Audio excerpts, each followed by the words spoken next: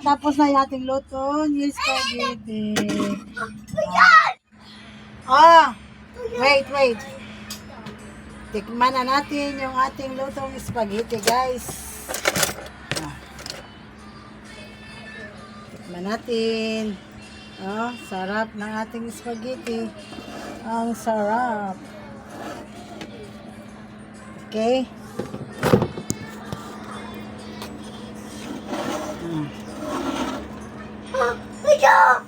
Wait sa.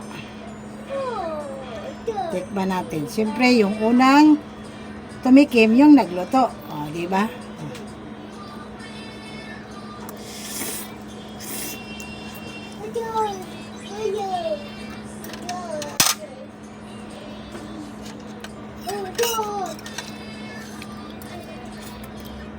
Sarap. Okay, maraming salamat, guys. God bless. Okay. Salamat.